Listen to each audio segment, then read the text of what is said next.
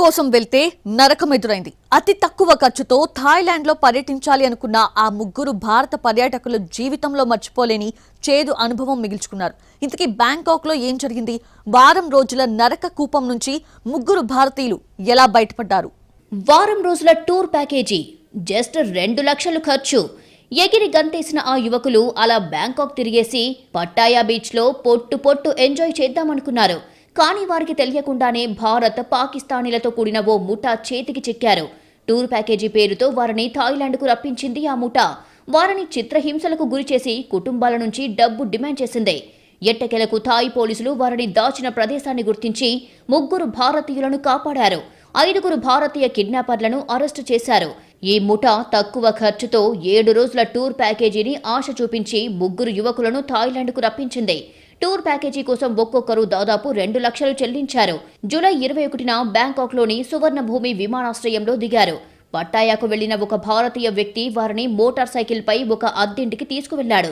అక్కడ 4 పాకిస్తానీలు, మరో భారతీయుడు వారిని అదుపులోకి తీసుకున్నారు. వారం రోజుల పాటు బందీలుగా ప్రతిరోజు చిత్రహింసలకు గురిచేశారు. తలకిందులుగా వేలాడదీశారు. చీలమండలపై కొట్టారు. తిండి పెట్టలేదు. కనీస సౌకర్యాలు లేవు. డబ్బు కోసం భారత్లోని వారి కుటుంబాలకు ఫోన్ చేయాలని బలవంతం చేశారు. ఫోన్ చేయడానికి యుఏఈలో రిజిస్టర్ అయిన నంబర్ను ఉపయోగించారు. తీవ్ర రక్తస్రావమైనట్లు వీడియో కాల్స్లో కనిపించడానికి ఒకరికి ఎర్ర రంగు పూశారు. భారత్లోని కుటుంబ సభ్యులు సహాయం కోసం థాయ్ పోలీసులను సంప్రదించడంతో థాయిలాండ్ పోలీసులు రెస్క్యూ ఆపరేషన్ చేపట్టారు. పోలీసులు చేరుకోవడానికి కొద్దిసేపటి ముందే అనుమానిత కిడ్నాపర్లు ఆ ఇంటి నుంచి మోటార్ సైకిళ్లపై తప్పించుకున్నారు. థాయిలాండ్ నుంచి పారిపోవడానికి సిద్ధమైన 5 కిడ్నాపర్లను పోలీసులు విమానాశ్రయంలో అరెస్టు చేశారు. అరెస్టైన వారందరూ భారతీయులు కాగా ఈ నేరంలో పాల్గొన్న పాకిస్తానీలు తప్పించుకున్నారు.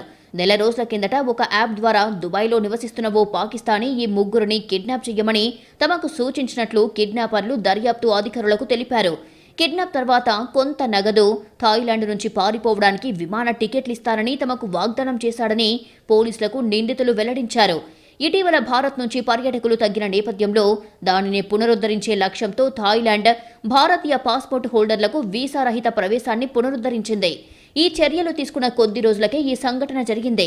కొన్ని అంతర్జాతీయ ముఠాలు తక్కువ ఖర్చుతో కూడిన పర్యటనల ఆశ చూపి పర్యాటకులను బందీలుగా మార్చుకుంటున్నాయని, చౌక ప్యాకేజీల పట్ల అప్రమత్తంగా ఉండాలని పోలీసులు హెచ్చరిస్తున్నారు.